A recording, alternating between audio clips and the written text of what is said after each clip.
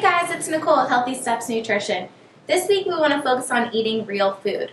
First thing we want to do is try to shop the perimeter of the grocery store for most of the foods that we're getting. That's going to be where we find all of our fresh fruits, vegetables, our meats, nuts and seeds. That's where we want to stick to for the majority of the foods that we're eating.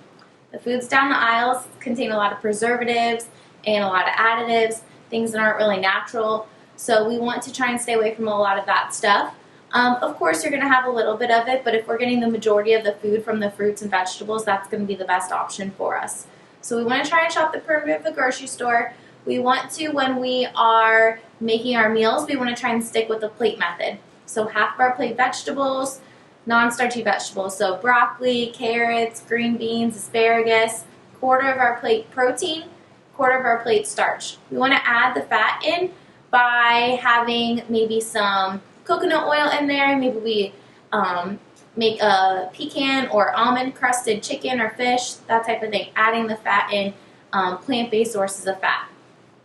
You can use those 3 compartment containers to help you stick with the plate method for when you're prepping food and bringing it for lunch, or if you're traveling, the plate method would be a good option when you're eating out. The last thing we want to look at is the ingredients label on the foods.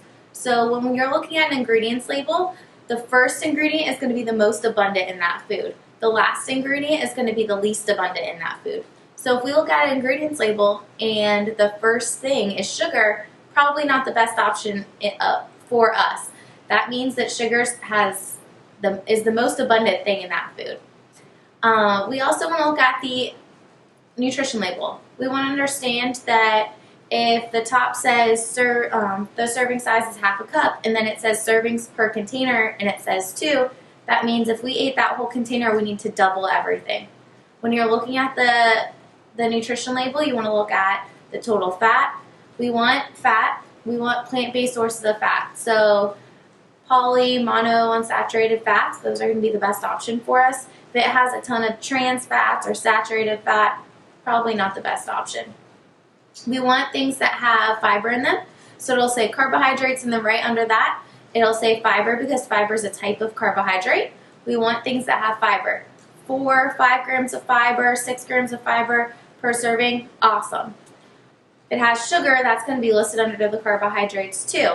So there's a difference between natural sugars, like there's some natural sugar in milk and some yogurts. But then also yogurt tends to have a lot of added sugar, which is where you go to the ingredients label and see if it's natural or is there sugar cane, raw sugar, something else to sweeten it that has sugar in it. So we want to look at the sugar and try and limit that. Then we also want to look at the protein. We want to make sure that there's protein in everything that we eat so that it gives us a nice balance. If there's not protein in one food, let's say brown rice or quinoa, then you're going to add protein in through maybe some proteins like fish, chicken, that type of thing. Of course, quinoa has a little bit of protein in it, but we want more to round out our whole meal. So good luck this week, and make sure you turn in your tracking sheets to your coach or the head of the challenge so that they can keep track of all the participants of the challenge.